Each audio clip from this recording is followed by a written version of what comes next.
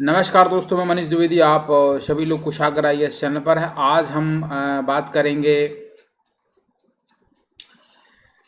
बुंदेला विद्रोह 1842 की, और इसका जो बेस था बुढ़वा मंगल आयोजन, या उसको बुढ़वा मंगल मेला भी कहीं कहीं प्राप्त ये होता है। और इस तरीके के क्वेश्चन आपके पीएससी के एग्ज़ाम में आए हैं। और जो बुढ़वा मंगला आयोजन या बुढ़वा मंगला मेला से लेके बने हैं, सीधे प्रश्न पीएससी में प्रश्न पूछे गए हैं और पूछे जाएंगे। क्योंकि अब आप जान रहे हैं कि जिस तरीके का पीएससी क्वेश्चंस कवर कर रहा है, जैसे भवभूत सिंह के नाम पर जो है वो जो कैबिनेट मीटिंग हुई थी राज्य की, है ना, तो पचमढ़ी बायोस्फीयर रिवर्स का नाम भवभूत सिंह के ऊपर किया है। तो ये आप देख सकते हैं कि ऐसे ऐसे लोग आ रहे हैं। और 42 के बारे में तो वैसे भी क्वेश्चन पूछे जा रहे हैं। ज़्यादातर 1857 क्रांति फोकस होती थी, अब चूंकि मध्य प्रदेश के इतिहास में डीप चीज़ें फोकस हो रही हैं। तो हम बात करेंगे 1842 के बुंदेला विद्रोह की। उसकी पूरी लिंक हम बना दिए थे कि कौन कौन होगा। उससे पहले हम पन्ना राज्य, और इसके बाद दतिया राज्य, इसके बाद जहागढ़ रियासत की बात हम कर चुके थे। यहाँ पर कुछ छोटे छोटे राज्यों का या जागीरों का जिक्र होगा, कौन कहाँ है उसको हम बता देते। एक थोड़ी सी भूमिका हम यहाँ पर बना देते हैं कि 1842 का विद्रोह हुआ क्यों। देखिए, यहाँ पर एक राजा पारीक्षद हम बताए थे जैतपुर के, जिन्होंने इसकी भूमिका निभाई थी। तो इसका जो प्रादुर्भाव है वो काशी में हुआ था। कहाँ पर हुआ था? काशी में हुआ था। काशी मतलब आज का बनारस, और अभी भी उसको काशी ही कहते हैं, काशी विश्वनाथ। बनारस में एक मेला लगाया गया था या आयोजन किया गया था, बुढ़वा मंगल आयोजन। इसको नोट कर लेना, ये बहुत इंपॉर्टेंट है। ठीक है, क्लियर हुआ कि नहीं हुआ? ये काशी में लगाया था, और इसके जो मेन सूत्रधार थे वो राजा पारीक्षद थे और बुंदेला मधुकर शाह थे। एक राजा पारीक्षद, एक मधुकर शाह। ये वो मधुकर शाह नहीं है जो ओरछा राजवंश में आपने जिनका नाम सुना। ये इसलिए मैं बोल रहा हूँ कि ये कन्फ्यूजन बहुत बच्चों को होता है। कई जगह कई राजाओं के नाम सेम है, ये बार बार चीज़ें मैंने वहाँ की है। ये वो राजा पारीक्षद नहीं है जो दतिया वंश में, जब मैंने आपको बताया था कि आखिरी जो राजा बचे थे पारीक्षद, वो नहीं है। ये राजा पारीक्षद जैतपुर के हैं। ये मधुकर शाह जो हैं ये दूसरे राजा हैं। ये मैं बताऊंगा आपको कि ये मधुकर शाह कहाँ के हैं। ठीक है, एक चीज़ ये हो गई। दूसरा, चरखारी के राजा रतन सिंह। मैंने जो एक मैप बुंदेलखंड का टेलीग्राम चैनल पर अपने दिया है, उस पर जाइए, और थंबनेल में भी बना हुआ है, तो वो भी आप देखिए। और ये जो मधुकर शाह हैं वो नरहट के हैं, या नाराहट भी उस जमाने में बोला जाता था। और इनकी हम लोकेशन आपको बताएंगे कौन कहाँ पर है। तो 4-5 लोगों का यहाँ जिक्र करेंगे, उनकी लोकेशन का भी हम यहाँ पर जिक्र करेंगे। जैसे नाराहट या नरहट जो है वो ललितपुर के पास पड़ता है। तो पहले इन चीज़ों को अपन क्लियर कर लेते हैं। अब मैं ये देखना चाहता हूँ कि आप लोगों को कितना स्पष्ट इसमें दिख रहा है, क्लियर दिख रहा है। ठीक है, अब आपको हम बता देते हैं इसमें आपको नोट क्या क्या करना है। सबसे पहले काशी में बुढ़वा मंगल आयोजन किया गया। Is it clear? अब इसमें जो सूत्रधार थे वो थे आपके जैतपुर के पारीक्षद राजा, जिनका हमने अभी लास्ट टाइम पढ़ा था कि अंग्रेजों में विलय हो गया था। ये इंपॉर्टेंट यहां पर रहेंगे, राजा पारीक्षद। ठीक है, एक पारीछा डैम भी है। अब ये प्रश्न लोग पूछ रहे हैं कि ये दतिया वाले राजा के नाम पर पड़ा हुआ है, झांसी के पास जो पड़ता है, या ये इनके नाम पर पड़ा है। तो अब यहाँ से आप लोग मुझसे प्रश्न पूछेंगे, खुद क्लियर हो जाएगा। जैतपुर जो है वो पड़ता है कुल पहाड़ के पास ही। मैं आपको कल भी बताया था, कुल पहाड़ जो है वो महोबा जिले में पड़ता है।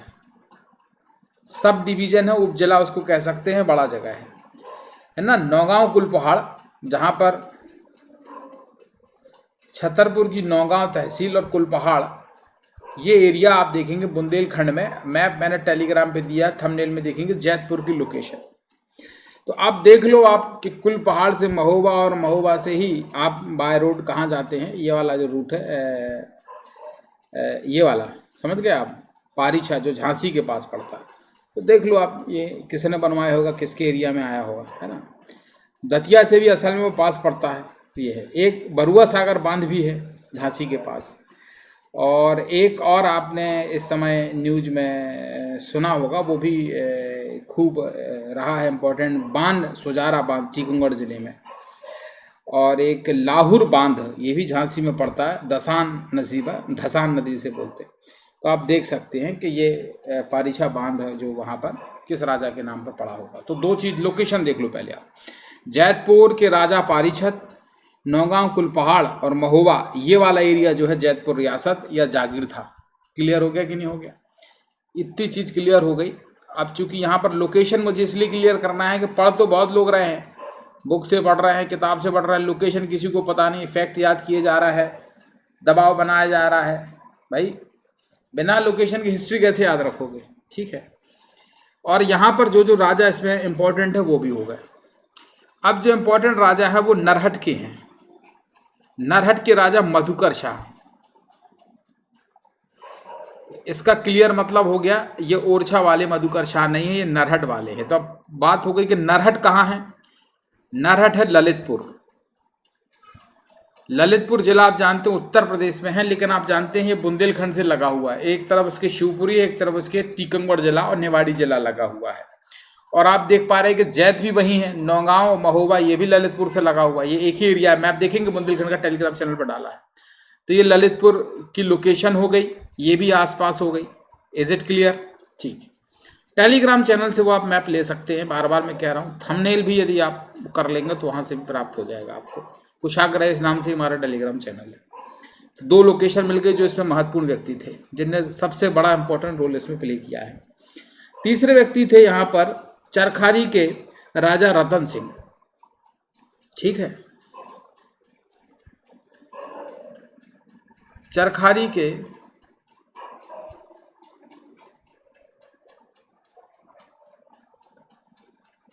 राजा रतन सिंह। चरखारी भी छतरपुर जिले से या मध्य प्रदेश को उत्तर में पड़ती है। ये भी यूपी के महोबा जिले में पड़ती है। कहाँ पड़ती है?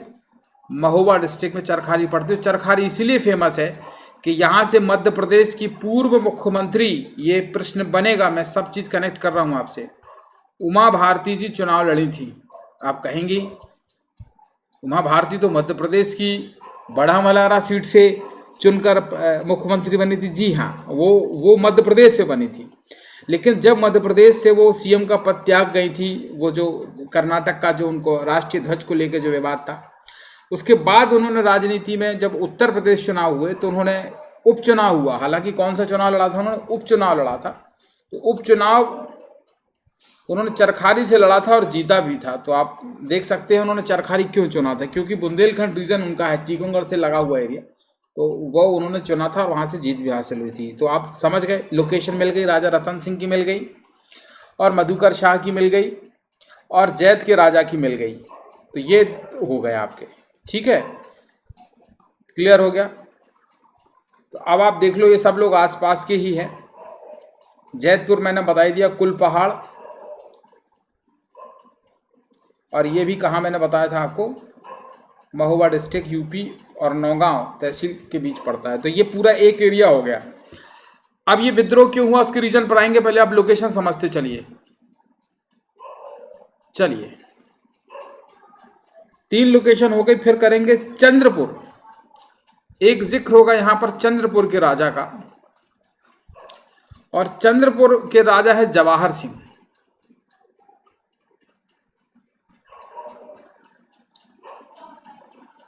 जवाहर सिंह बुंदेला।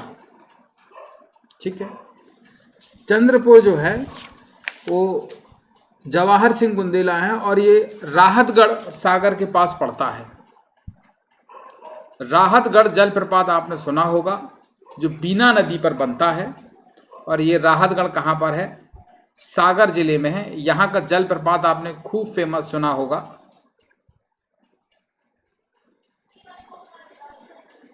ठीक है, जो बीना नदी पर पड़ता है, आपने इसको सुना होगा। चलिए, तो चंद्रपुरा की लोकेशन भी मिल गई, जवाहर सिंह का जिक्र भी हो गया। अब एक इंपॉर्टेंट और व्यक्ति है हीरापुर। हीरापुर भी सागर जिले में पड़ता है, और यहाँ के राजा हृदय शाह थे। कौन राजा थे यहाँ के? हृदय शाह थे। क्लियर हुआ कि नहीं हुआ? तो ये भी सागर जिले में पड़ता है। हीरापुर आप जानते हो, हीरापुर की घाटी का आपने जिक्र भी सुना होगा। हीरापुर की घाटी फेमस है, घाटी वाला एरिया है ना। जब आप छतरपुर जिले से जाएंगे बुंदेलखंड के, तो बड़ा मलारा जो विधानसभा है, और बड़ा मलारा से जो शाहगढ़ वाला एरिया है, ठीक है, शाहगढ़ वाला, ये शाहगढ़ भी देखिए आप जानते हैं सागर में पड़ता है। और यहीं से आपने एक नाम सुना होगा गड़ाकोटा, ये भी टेक्निकली सागर के आसपास का क्षेत्र है, बट ये नरसिंहपुर जिले में वर्तमान में आता है ना। तो गड़ाकोटा भी आपने नाम सुना होगा, है ना। ये भी आपने सुना होगा, एक रहली का नाम सुना होगा जहां से गोपाल भार्गव है। तो ये आसपास के एरिया है, हीरापुर, गड़ाकोटा, शाहगढ़, इसी रेंज में शाहगढ़ आएगा। थोड़ा सा नक्शा आप देखेंगे मध्य प्रदेश का तो आपको सब समझ जाएगा। शाहगढ़, रहली, गड़ाकोटा, हीरापुर, ये सब सागर नरसिंहपुर का जोन है। और चूंकि बुंदेला विद्रोह में हमने थंबनेल में डाला है सागर नर्मदा का क्षेत्र में ही बुंदेला विद्रोह हुआ था, तो ये नर्मदा किनारे का गड़ाकोटा आ जाएगा, ये पूरा सागर आ जाएगा, और बुंदेलखंड का ये पूरे एरिया आपका आ जाएगा। ये महत्वपूर्ण यहाँ पर इन राजाओं का रोल था, और जिनकी लोकेशन यहाँ पर हमने बता दी है, और भी बीच बीच में जो जगह आएंगी उनकी लोकेशन हम बता देंगे।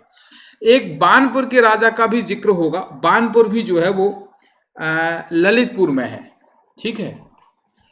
इसके लिए हम दूसरा पेन ले लेते हैं। एक बानपुर के राजा का भी जिक्र होगा। बानपुर के राजा का जिक्र होगा, और ये बानपुर जो है वो ललितपुर में है।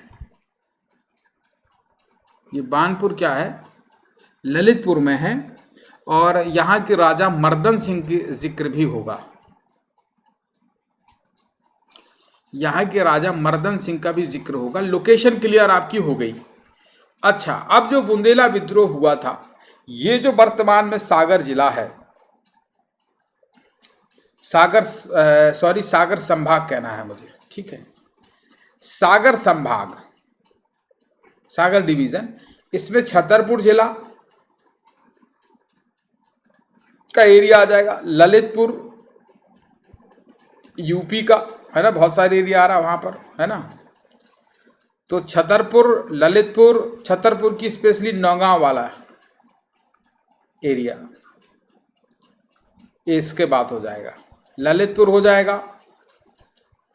और पूरा वर्तमान का जो सागर डिस्ट्रिक्ट है, और नरसिंहपुर,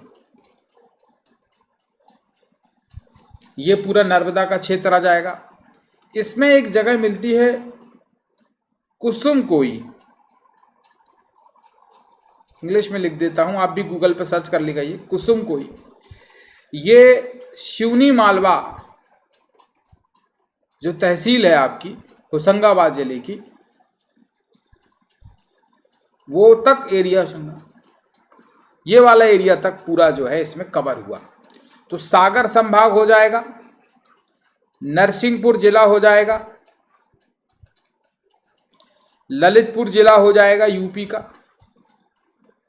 थोड़ा बहुत महोबा जिला, पूरा महोबा वाला एरिया, ललितपुर एरिया, सागर में छतरपुर, टीकमगढ़ वाला एरिया, पन्ना वाला कुछ एरिया जो था यहाँ से, और पूरा जो बेल्ट है छतरपुर का, बक्सवा, गुहारा, ये सागर वाला, गड़ाकोटा, समझ रहे आप, और शाहगढ़ एरिया, ये सब पूरा आप देखेंगे तो इसमें काफ़ी सारी चीज़ें आ गई जो आपको समझना है कि ये कोई छोटा एरिया नहीं था। आपको लग रहा होगा बुंदेला विद्रोह छोटा है।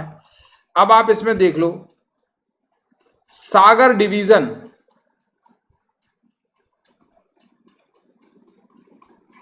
तो सागर संभाग के जिले आ गए, छतरपुर आ गया, टीकमगढ़ आ गया, पन्ना आ गया। अब यूपी के दो बड़े जिले आ गए इसमें, महोबा, ललितपुर, और कुछ एरिया जो है झांसी का भी आ गया, ठीक है। ये बुंदेलखंड वाला एरिया हो जाएगा। इसी में आप देखेंगे तो ऊपरी एरिया में दतिया साइड का भी हल्का सा कुछ एरिया आ जाएगा, है ना, ज़्यादा नहीं, हल्का सा। और यूपी का एक जिला और आएगा बांदा, जो महोबा से लगा हुआ है, ठीक है। पन्ना में अजयगढ़ रियासत का नाम सुना होगा आपने, ये वाला एरिया भी छोटे छोटे रियासतें थी। और इधर सागर से गड़ाकोटा जो नरसिंहपुर में है, शाहगढ़, शाहगढ़ में उस समय गौंड शासक थे, हीरापुर के हृदय शाह, ये पूरा एरिया आपका आ जाएगा सागर का, नर्मदा क्षेत्र से जो लगा हुआ है।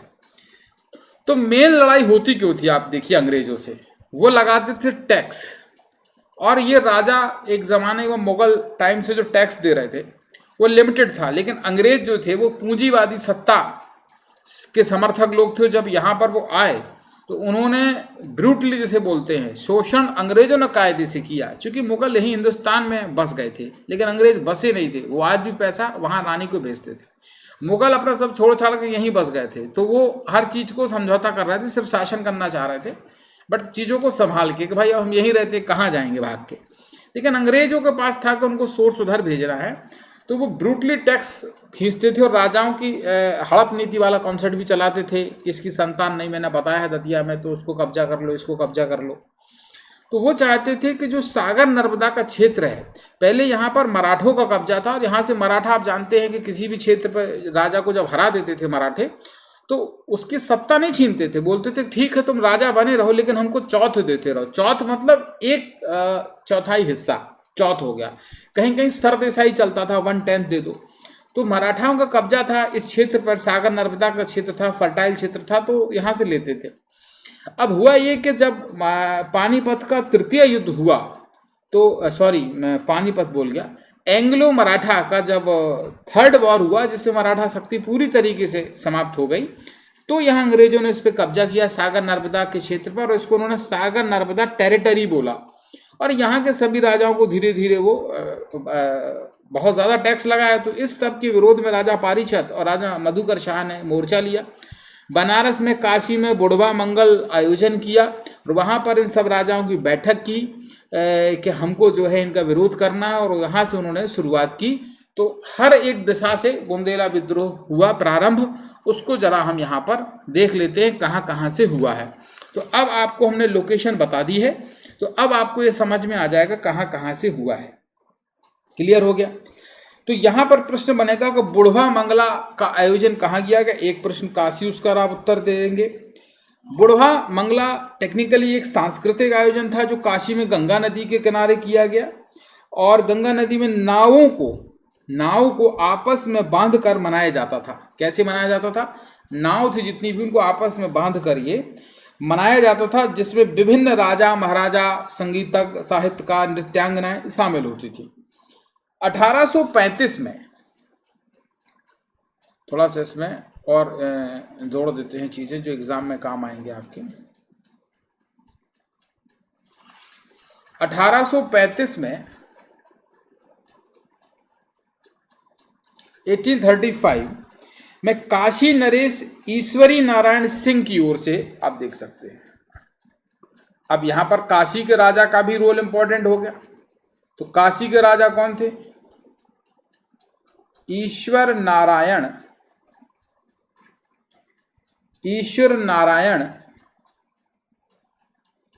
सिंह, ठीक है। ईश्वर नारायण सिंह की ओर से बुढ़वा मंगला आयोजन में शामिल होने हेतु बुंदेलखंड के समस्त राजाओं को आमंत्रण दिया। अब आप सोचते होंगे काशी से नीचे आप जब उतरेंगे तो इलाहाबाद मिलता है, इलाहाबाद से नीचे आएंगे तो रीवा मिलता है, और रीवा से ही आपका ये पन्ना, छतरपुर, पूरी बेल्ट मिलती है। तो बुंदेलखंड कोई बहुत दूर नहीं है बनारस से, है ना, याद रखिए इस चीज को आप। ये तो आज आप एमपी के दृष्टिकोण से देखेंगे, तो यूपी के दृष्टिकोण से देखेंगे तो ये बांदा पूरा बुंदेलखंड में आता है, तो बहुत क्लोज है वो, ठीक है। तो बुंदेलखंड के राजाओं को आमंत्रण दिया, जिसमें जैतपुर के राजा पारीक्षत, चरखारी के राजा रतन सिंह और महत्वपूर्ण रियासतों के कई नरेश उन्होंने बुलाए। तो ये आपके सामने पॉइंट हो गए कि ये आपको जो मैंने वहाँ पर दे दिए। इसमें अपन देखेंगे कि बुंदेलखंड के अधिकांश शासक अंग्रेजों से संधि कर चुके थे। बुंदेलखंड के मैक्सिमम जो शासक थे वो अंग्रेजों से संधि कर चुके थे, परंतु वे अंग्रेजों की नीतियों से क्या थे? असंतुष्ट थे। अतः राजा पारीक्षत द्वारा बुंदेलखंड में काशी के बुढ़वा मंगला जैसा आयोजन करने का प्रस्ताव रखा गया, जिसमें अंग्रेजों के विरुद्ध संघर्ष हेतु समस्त राजाओं को प्रेरित करने का एक विचार रखा, और इसी विचार को कार्य रूप देने हेतु अगले साल, अब पूछा जाएगा कि ये हुआ कब था, है ना, तो इसमें क्वेश्चन में 1836 में आयोजन संपन्न हुआ, 1836 में, भूमिका 1835 में बनी। तो प्रश्न देख लीजिएगा आता क्या है, ठीक है। तो ये 1836 में होता है। चरखारी नरेश रतन सिंह के संरक्षण में सूपा नामक स्थान पर बुढ़वा मंगला आयोजन होता है। तो अब आप देखिए कि इसको संरक्षण किसने दिया, ये भी इंपॉर्टेंट हो जाएगा। तो संरक्षण दिया चरखारी महाराज, चरखाड़ी के राजा रतन सिंह ने दिया। किसने दिया? रतन सिंह ने दिया, इसको संरक्षण दिया। और कौन सी जगह पे? सूपा, इसको नोट कर लीजिए आप, कौन सी जगह पर? सूपा नामक स्थान पर। प्रश्न पूछा जा सकता है कौन सी जगह पर हुआ था, तो सूपा नामक स्थान पर ये आयोजन किया गया था। और इस आयोजन में बुंदेलखंड के लगभग 42 छोटी बड़ी रियासतों के शासक शामिल हुए थे। कितनी रियासतों के? 42 रियासतों, जितनी जो भी छोटी बड़ी थी सबके लोग इसमें शामिल किए गए थे। 42 रियासतों के लोग इसमें शामिल किए गए थे। ये अपने आप में एक महत्वपूर्ण बात है, ठीक है। चलिए नेक्स्ट हम देखेंगे, जैसे जो महत्वपूर्ण है उनका जिक्र अपन कर ही चुके हैं, अब फिर से नहीं करेंगे, एक बार आपको बता देता हूँ। आप लोग जब इसको किताब से पढ़ेंगे, आप मुझसे भी कहेंगे तो मैं दे दूंगा। चरखारी हो गई, चिरगांव हो गई, जैतपुर हो गई, जालौन हो गई, उरई जालौन आपने सुना होगा, झांसी हो गई, खड्डी पुरवा हो गई, है ना, खड्डी पहरा है वर्तमान में लवकुश नगर में, छतरपुर जिले में जो तहसील पड़ती है। खड्डी पहरा हो गई, सरीला हो गई, जिगनी हो गई, धरवई हो गई, बिजना हो गई, सरोहा हो गई, विजय राघवगढ़ हो गई। ये विजय राघवगढ़ राजगढ़ वाली है, जहाँ से दिग्विजय सिंह राजा हैं, जो राजा साहब कहलाते हैं। तो ये विजय राघवगढ़ हो गई। नहीं सॉरी, कंफ्यूज हो गए आप। दिग्विजय सिंह वाली तो राघवगढ़ है, कंफ्यूज। मैं बताता हूँ इसको, कंफ्यूजन जब मुझे एकदम से आ गया तो आप भी हो जाएंगे। राघवगढ़ है डिग्गी राजा वाली, तो ये नहीं है। ये राघवगढ़ जो है ये कटनी वाली है, कटनी वाले राघवगढ़ है, जहाँ के बड़े फेमस विधायक है संजय पाठक, जो माइनिंग का बहुत काम करते हैं, काफ़ी चर्चा में है, घोटाले को लेकर जो है न्यूज़ में बने हैं। तो संजय पाठक, इनका कोल माइनिंग का काम इंडोनेशिया, ऑस्ट्रेलिया वगैरह में चलता, विधायक भी हैं ये बीजेपी पार्टी से, स्वयं के हेलीकॉप्टर भी है। तो ये राघवगढ़ जो है वो कटनी जिले में है। अब आप देख रहे हैं कितना बड़ा एरिया हो गया, पूरा पन्ना से दमोह से सागर और कटनी एरिया आप देख रहे हैं। तो ये राघवगढ़ रियासत भी हो गई, सॉरी विजय राघवगढ़, इसका नाम विजय राघवगढ़ है। और ये जो राघवगढ़ है वो एक दिग्विजय सिंह की अलग है, वो राजगढ़ जिले की है, तो वो शामिल नहीं थी। तो यहाँ पर यदि प्रश्न आया ऑप्शन में तो ये काट देना है, क्योंकि कन्फ्यूजन जब एकदम से मुझे आ गया नाम पढ़ के तो आपको भी आ सकता है। शाहगढ़ हो गई, बानपुर हो गई, टोढ़ी हो गई, फतेहपुर हो गई, ओरछा हो गई, छतरपुर हो गई, पन्ना हो गई, बिजावर हो गई, अलीपुरा हो गई, झिझन हो गई, राहतगढ़ हो गई, बांदा हो गई, अजयगढ़ हो गई, कोठी हो गई, मैहर हो गई, नागौद हो गई। नागौद सतना जिले में है, मैहर भी सतना जिले में, अब जिला ही बन गया है मैहर तो। और कोठी भी जो है रीवा के पास ही पड़ता है, कोठी चौराहा सुना होगा आपने। सुहावल हो गई, टहरोली हो गई, बंका पहाड़ी हो गई, बिरहावरी हो गई, लोगासी हो गई के जमींदार प्रमुख रूप से शामिल हुए, जिसमें अंग्रेजों के विरुद्ध मोर्चा का नेतृत्व राजा पारीछत को सौंपा गया। अब इसमें आ जाएगा संरक्षण किसने दिया? रतन सिंह ने दिया। नेतृत्वकर्ता कौन थे इसमें? नेतृत्वकर्ता थे राजा पारीछत। तो इसीलिए मैंने बोला था कि राजा पारीछत यहाँ पर इंपॉर्टेंट हो जाएंगे। क्लियर हुआ कि नहीं हुआ? यहाँ माँ भवानी की कसम खाकर अंग्रेजों को अपने राज्य से बाहर निकलने। अब आप लोग पूछेंगे कि पारीछत बांध किसके नाम पर? दतिया वाला जो पारीछत राजा था लास्ट वाला, वो बहुत ही शिथिल राजा था, उसने कुछ जीवन में किया ही नहीं, तो उसके नाम पे कुछ थोड़ी होगा। ये वो राजा है, इन्हीं के नाम पर वो बांध रखा गया। तो देखिए इससे चीजें जुड़ जाती हैं। बुंदेला विद्रोह में आप कितनी बातें आपकी समझ में आ गई, और इसका कारण आप समझ लीजिए। कारण वही है टैक्स। कारण क्या है इसका? भू राजस्व व्यवस्था। इंडस्ट्री तो थी नहीं उस जमाने में, तो क्या हो जाएगा, भू राजस्व व्यवस्था। जब भी कोई लड़ता है तो जब उसका स्वार्थ टकराता है तभी लड़ता है, और उसे वसूल करने की प्रणाली, ये मेन मुद्दा बना। उसे वसूल करने की प्रणाली, ये मेन मुद्दा लड़ाई का था, भू राजस्व, और उसे वसूलेगा कौन और कैसे कैसे वसूलेगा, जिससे सभी राजा अत्यंत कुपित या आप कह लो असंतुष्ट थे। और ये पूरा एक सिस्टम बनाया गया, और सर्वप्रथम भूमिका राजा पारीक्षत ने निभाई, फिर नरहट के जागीरदार मधुकर शाह, और अब इसमें देख लेंगे कि कुछ कुछ राजा इंपॉर्टेंट थे। तो अब यहाँ पर हो जाएंगे मधुकर शाह। मधुकर शाह नरहट, नरहट कहाँ पर है, ललितपुर में। कहाँ पर है, ललितपुर में। इसके अलावा गणेश जू, इसके अलावा गणेश जू, मधुकर शाह एवं गणेश जू, तथा नरसिंहपुर के पास,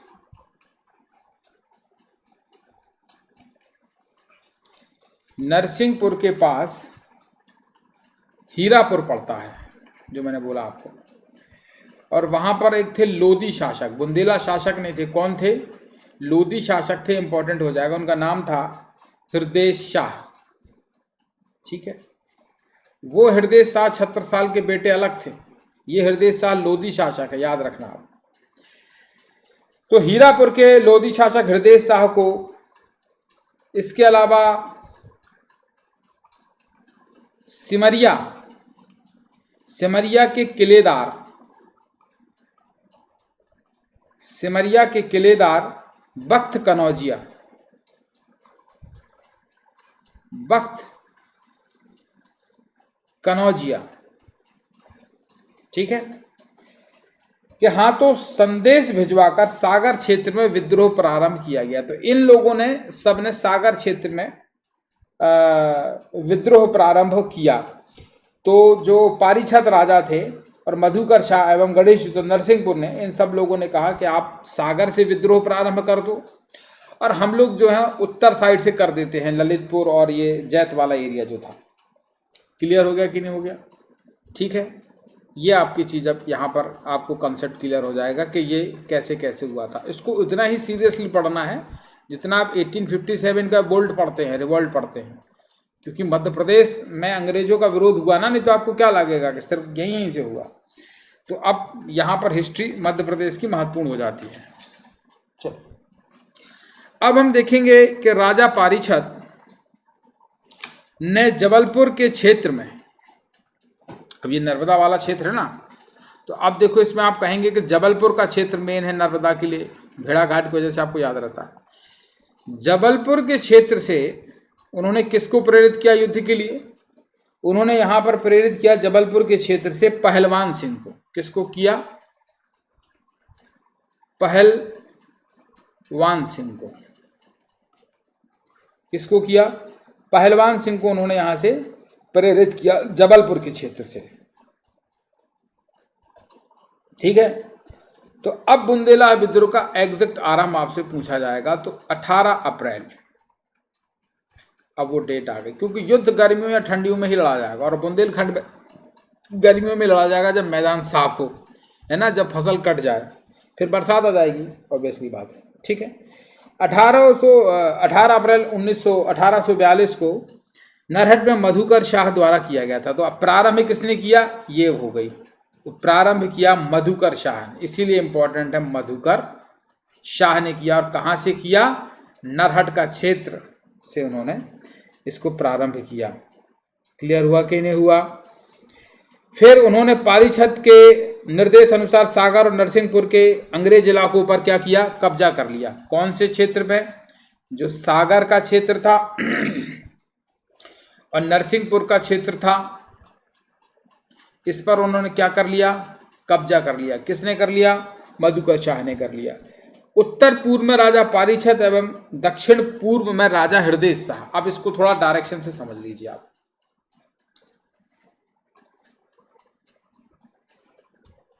देखिए ये नॉर्थ, ये साउथ, ये ईस्ट, ये वेस्ट। क्लियर हुआ कि नहीं हुआ? चलिए अब अपन इसमें देख लेते हैं कि राजा परिषद ने कहां से किया? उत्तर पूर्व से किया।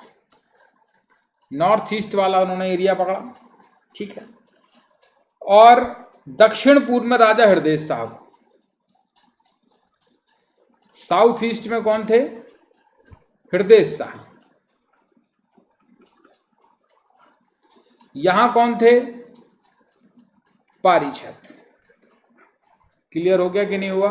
से यस और नो? ठीक, पारीछत हो गए, यहां से हृदय शाह हो गए। ये हो गई आपकी उत्तर पूर्व दिशा और ये हो गई आपकी दक्षिण पूर्व दिशा से इन्होंने संभाल लिया। और सागर वाला और नरसिंहपुर पे कब्जा किसने कर लिया था? पारीछत ने, ठीक है। ये मेंशन मैं आपको पहले कर चुका हूं इधर पर, ठीक है। तो सागर और नरसिंहपुर के एरिया पे कब्जा किसने कर लिया था? आपके मधुकर शाह ने, ठीक है। इसको मैं शॉर्ट में लिख देता हूं। सागर एंड नरसिंहपुर पे कब्जा किसने कर लिया? मधुकर शाह। क्लियर हो गया कि नहीं हो गया? अब देखो, मेजर स्लीमैन, ये बड़ा नाम इंपॉर्टेंट है यहां पर।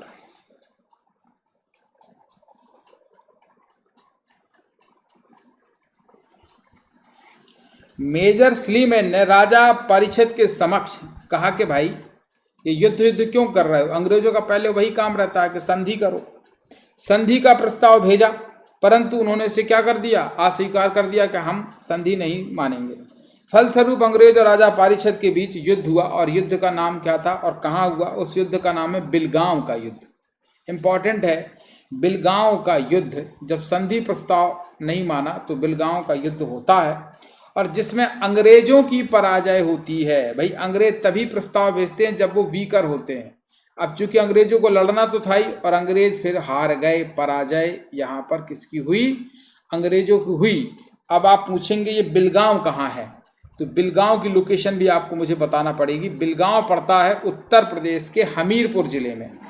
ये वही हमीरपुर जिला है जहाँ पर धसान नदी यमुना में मिल जाती है। हमीरपुर,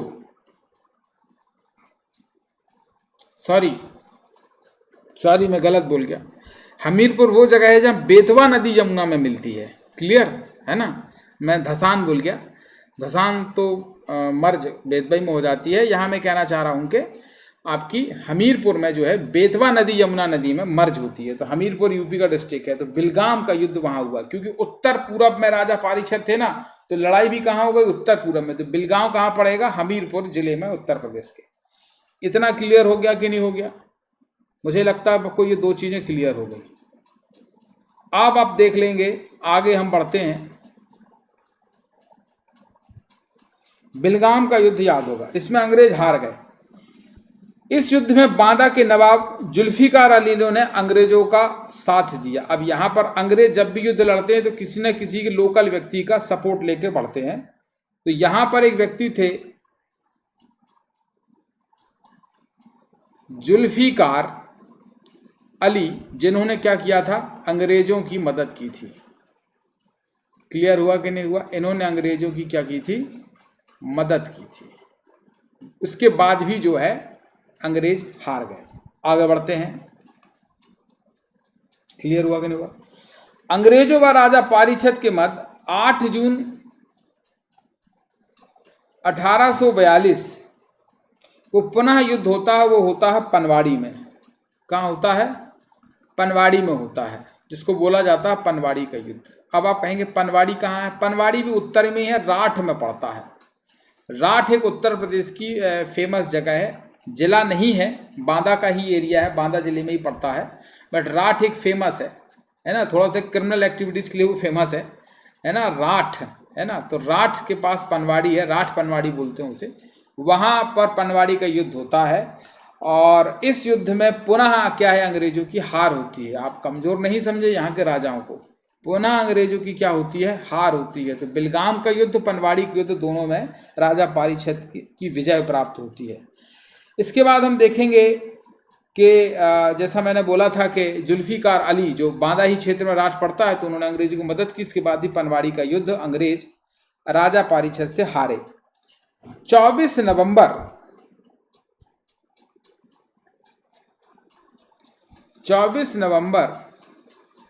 1842 को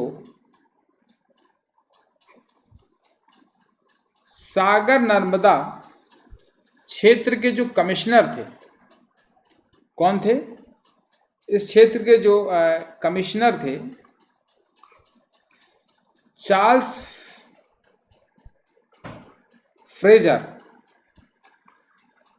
जो इस क्षेत्र के कमिश्नर थे, चार्ल्स फ्रेजर ने समस्त विद्रोहियों पर इनाम की घोषणा कर दी, परंतु सफलता न मिलने पर फूट डालो शासन वाला कॉन्सेप्ट अंग्रेजों ने अप्लाई किया। और इस अप्लाई करने पर उन्होंने सर्वप्रथम जैतपुर की दीवान को तोड़ा, क्योंकि राजा पारीक्षत ही एक्टिव थे। तो उन्होंने सोचा कि जैतपुर में, आप जानते हो बक्सर से मीर जाफर, मीर कासिम, तो जैतपुर की ही उन्होंने क्या कर दिया, दीवान को लालच देते हैं वो कि तुम्हें राजा बना देंगे। राजा यहाँ सबको बनना ही है। तो उन्होंने जैतपुर के रियासत के दीवान को इसमें उन्होंने तोड़ा। और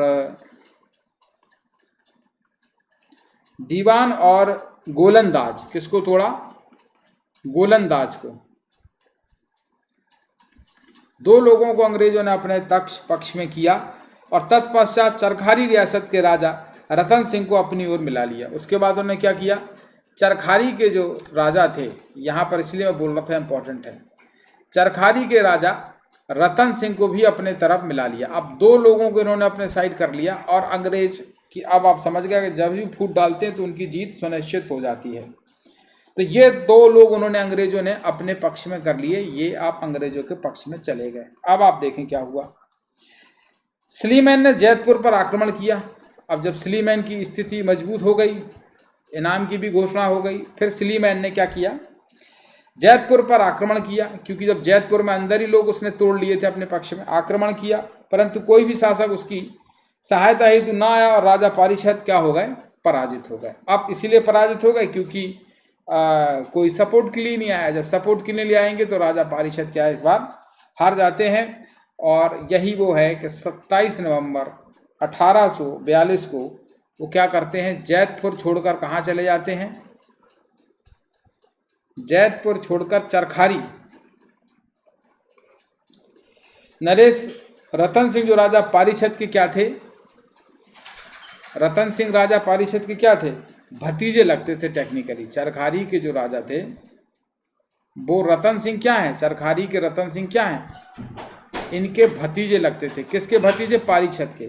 फिर भी उनको शंका थी कि ये अंग्रेजों से मिल गए हैं, तो वो फिर उन्होंने कहा कि यहाँ खतरे से खाली नहीं है। तो उन्होंने जो उनकी रानी थी, पारीक्षत की जो रानी थी, उनका नाम था रजो रानी, इम्पोर्टेंट है यहाँ पर। तो उनने अपनी पत्नी रानी रजो रानी को चरखारी के ही पास के पंडित शिवलाल दुबे के यहाँ छोड़ा है। वो किसके यहाँ छोड़ा है, शिवलाल दुबे के यहाँ उन्होंने अपनी पत्नी रजो रानी को सुरक्षित छोड़ा और स्वयं यहाँ पर क्या चलेगा, वो जंगल में चलेगा। बाद में कमिश्नर फ्रेजर ने, अब यहाँ पर फिर वो एक नाम आता है जो मैंने आपको बोला था कि बख्त वली वही व्यक्ति है जिसने अंग्रेजों का शुरुआत दिया। बाद में कुपित हो गया, 1857 की क्रांति में रानी लक्ष्मीबाई के साथ त्रिगुट मिलाया। तो जो गड़ा कोटा का एरिया था, अब इसको भी तोड़ना था अंग्रेजों को, एक एरिया उत्तर वाला कंप्लीट कर लिया। गड़ा कोटा में इन्होंने क्या किया कि गड़ा कोटा की लालच इन्होंने किसको दे दी, बख्त वली को दे दी। और इस समय गड़ा कोटा का कौन है, गड़ा कोटा पर बोला कि हम तुम्हें गड़ा कोटा दे देंगे यदि तुम क्या करते हो, हमारा साथ देते हो, और उनको मिला लिया। और 22 दिसंबर 1842 को हृदय शाह का कब्जा था इस गड़ा कोटे पे, आप जानते हो, ठीक है। तो हृदय शाह को संपूर्ण परिवार सहित क्या किया, इन्होंने पकड़वा दिया। ठीक है कि नहीं, इतनी चीज़ क्लियर हो गई कि नहीं हो गई, ठीक है। तो गड़ा कोटा में इन्होंने क्या किया, इन्होंने पकड़ा दिया, क्योंकि गढ़ाकोटा जो उस समय किसके कंट्रोल में आ रहा था, हीरापुर के कंट्रोल में आ रहा था, और हीरापुर के राजा कौन थे, हृदय शाह। तो इन्होंने कहा तुम्हें हम गढ़ाकोटा दे देंगे, तो इन्होंने फिर क्या किया, इनको पकड़वा दिया। किसको पकड़वा दिया, यहाँ से हृदय शाह को पकड़वा दिया। तो अब यहाँ पर दो बड़े लीडर यहाँ पर चले गए। मधुकर शाह को पकड़ने के लिए एक तीसरे बड़ी पार्टी बची थी, मधुकर शाह। तो मधुकर शाह को पकड़ने के लिए उन्होंने इस्तेमाल किया, राजा मर्दन सिंह को लालच दिया। राजा मर्दन सिंह को मिलाया, और राजा मर्दन सिंह कहाँ के थे, बानपुर के राजा। ये बानपुर कहाँ है, ललितपुर में ही है। और आप जानते हो ललितपुर में ही पड़ता है मधुकर शाह का नरहट। तो उन्होंने वही लालच दी, तो मर्दन सिंह को लालच दिया गया। तो मर्दन सिंह ने क्या किया, 24 जनवरी 1844 को हैमिल्टन द्वारा मधुकर शाह को पकड़ लिया गया। जो अंग्रेज थे हैमिल्टन, इन्होंने क्या किया, मधुकर शाह को पकड़ लिया। मधुकर शाह पकड़े गए। क्लियर हुआ कि नहीं हुआ। 3 राजा चले गए जो विद्रोह में थे। अब इसके बाद अभी पारीक्षत नहीं पकड़े हैं, पारीक्षत तो जंगल में भाग गए, अभी 2 पकड़ गए, मधुकर शाह और हृदय शाह। अब देखते हैं पारीक्षत की बारी आती है। जो कुसुमदेई है, कुसुमदेई के जो कमोद सिंह थे, कुसुमदेई के जो जागीरदार थे कुमोद सिंह, और पहलवान सिंह भी बता चुके आपको, जबलपुर के एरिए के हैं ये। पहलवान सिंह जबलपुर वाले एरिए के थे। कुमोद सिंह आपको बता चुके थे शिवनी मालवा, पहलवान सिंह एवं बिलहरी। बिलहरी एक नौगांव के पास भी पड़ता है, लेकिन ये जो बिलहरी की बात हम कर रहे हैं, कि जवाहर सिंह, ये आपका जो है वो चंद्रपुरा वाला एरिया है। ठीक है, ये चंद्रपुरा वाला एरिया है, और ये वाला एरिया आपका कौन सा है, राहतगढ़ वाला एरिया है ना। ये नौगांव वाला एरिया नहीं है, सागर वाला एरिया है। तो जबलपुर सागर से जो लगा हुआ एरिया वो है। तो पहलवान सिंह ये जबलपुर वाले हो गए,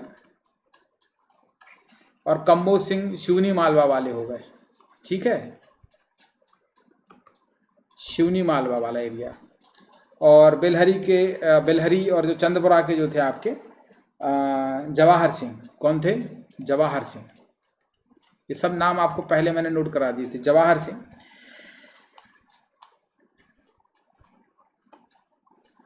जवाहर सिंह ने राजा पारीक्षत को अंग्रेजों के समक्ष समर्पण हेतु मनाया कि आप जो है सरेंडर कर दीजिए, नहीं तो बहुत दिक्कत होगी।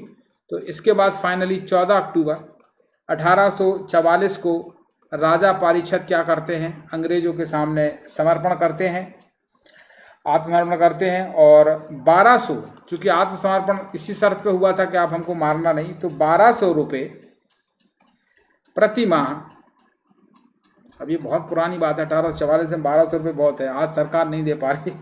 1200 रुपये प्रति माह पेंशन देकर उनसे क्या बोला गया कि आप जो है राज्य छोड़कर चले जाइए, और उसके बाद ही बुंदेला विद्रोह समाप्त हो गया। तो इसका मतलब राजा पारीक्षत मरे नहीं थे, उनको 1200 रुपये प्रति माह पेंशन के साथ यहाँ से हटा दिया गया। और 1842 में बुंदेला विद्रोह ने भारत में दबी हुई क्रांति की ज्वाला को प्रज्वलित किया, जो 1857 की क्रांति के रूप में, विस्फोटक रूप में आई, और इसका असर हमने देखा। 1857 की क्रांति हम अब जो है पढ़ेंगे अगले उसमें।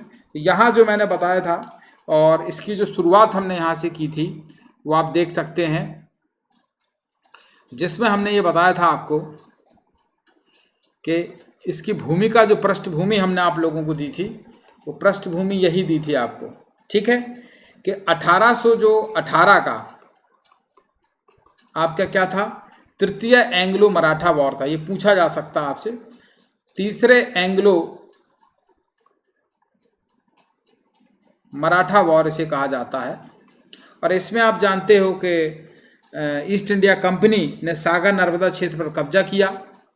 और इसके बाद 1820 में, ये भी थोड़ा डेट बता देता हूँ, 1820 में उन्होंने सागर नर्मदा क्षेत्र के रूप में निर्मित किया। क्या बनाया इसको, उस जमाने में ये लोग सागर ऐसा लिखा करते थे। ठीक है, सागर नर्मदा टेरिटरी बनाई इन्होंने। क्या बनाई? टेरिटरी इन्होंने क्या की? डेवलप की। ठीक है, 1820 में। और इसके अंग्रेज एजेंट यहाँ पर बैठे और अधीन गवर्नर जनरल के पास रखा गया। और इसके बाद ही जो है आपका 1842-43 में ये विद्रोह प्रारंभ होता है। और फिर हुआ क्या? जैसे आपने कहा कि अब ये सब समाप्त हुआ, तो अंतोगत्वा हुआ क्या? अब भाई अंतोगत्वा ये हुआ कि युद्ध समाप्त हो गया, अंग्रेज जीत गए। तो अब अंग्रेजों ने क्या किया, ये मन में प्रश्न है। तो अंग्रेजों ने वही किया, जब ये सब खत्म हो गया तो 1861 में उन्होंने जो सागर नर्मदा का क्षेत्र था, उस जमाने में लोग ऐसे ही लिखते थे सागर, तो 1861 में इन्होंने क्या किया, पहले इसको प्रदेश को जो एरिया था, ये जो टेरिटरी थी जिसको ये लोग टेरिटरी बोल रहे थे, इसको उन्होंने नागपुर प्रांत में मिला दिया। किस में मिला दिया? नागपुर प्रोविजंस जो था अंग्रेजों का, उसमें इन्होंने इसको मिला दिया, जिसमें मध्य प्रांत बनाने के लिए अंग्रेजों ने 1853 में बंद कर दिया था। 1853 में इस वाले एरिया को, सागर नर्मदा वाले क्षेत्र को, ये मध्य प्रांत बनाना चाह रहे थे, लेकिन बाद में इन्होंने इसको ड्रॉप आउट कर दिया और कहा कि ये ठीक नहीं है, क्योंकि 1844 के बाद जैसे वो थोड़ा सेट हुए, फिर 1857 की क्रांति हो गई। और 1857 की क्रांति के बाद जब रानी का यहाँ पर शासन हो गया, तो फिर इसको उन्होंने क्या कर दिया, जब रानी का शासन हो गया तो इसको उन्होंने नागपुर प्रोविजंस में मिला दिया। तो ये इस एरिए का पूरी सिचुएशन आपने देखी कि होती है। तो यहाँ से कैसा लगा आपको बताइएगा, लाइक सब्सक्राइब कीजिएगा, अच्छा लगेगा आपको तो। और ये सीरीज़ हमारी कंटिन्यू बनी रहेगी। नमस्कार, धन्यवाद।